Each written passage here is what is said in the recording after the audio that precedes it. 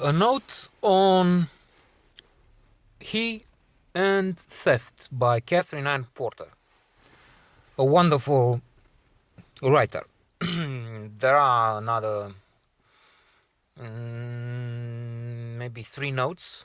This is the fourth, I'm guessing, on her short stories. You can check out and find them on YouTube on this list.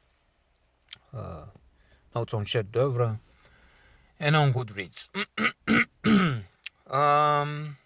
Where there is another version, because I don't write something about it and then I say exactly the same thing again and again. He he is what we call today, with political correctness, disabled. I guess in the days of when we paid no attention to the sensitivity of these people, we call him handicapped, or even worse. In Sparta, they didn't call these poor boys and girls anything, because they would just throw them off the cliff. But we evolved, and that's reason to be cheerful. We're not savages anymore. Not everywhere around the world. But I digress. So he has a problem. He seems to have a low IQ, but then on second thought, I reconsidered and I thought maybe this is a man, a young boy. In fact, he's not a man yet. Like Rainman, and who knows what he's capable of? Only if only given the chance.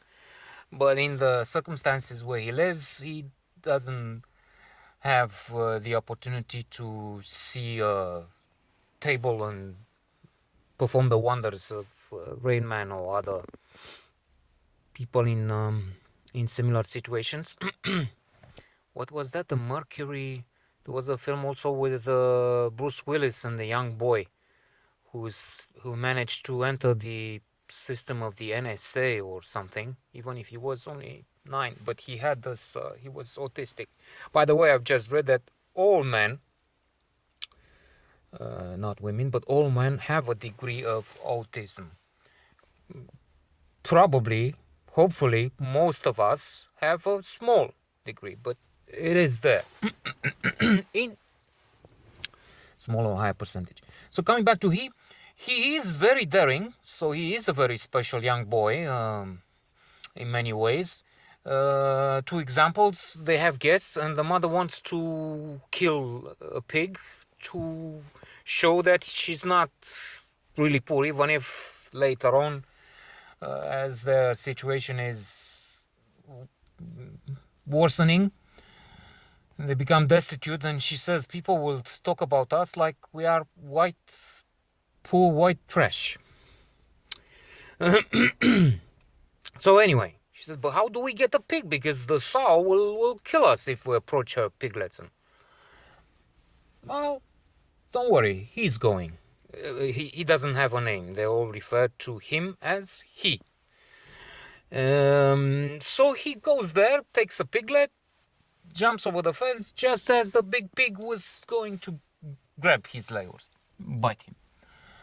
Another situation: a bull is brought by him, and he acts like he has a puppy while his mother runs away, terrified. And she's thinking, oh, so many cases when it was terrible, a tragedy. The bull just attacked and killed a man and gored him, and oh, it's so terrible. And he has no qualms, no problems. Alas, one day he is taken seriously ill, and I'll let you read and find out what happens. In the other, which I'll need to wrap up before my battery runs out, theft.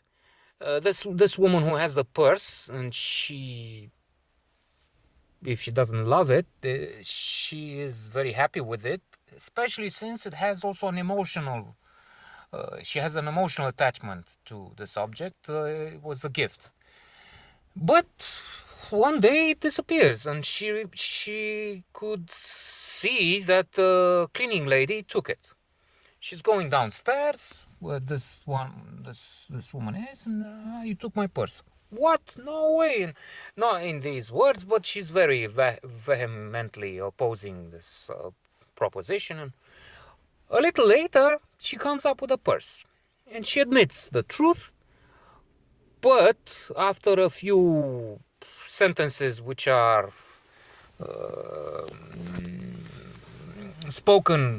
said with a regular tone, it turns out into an accusation match, and this woman says, I have this niece, and she needs this because she's going out, and there will be men who need to take her out, and things like that. And so the owner, the injured party, has to say, well, what's wrong with you? You're talking, please stop talking like it's you who has been hurt. You're talking like I took your purse. Well, so this woman is really not just overreacting, but it is there are two interesting accounts. Please read them.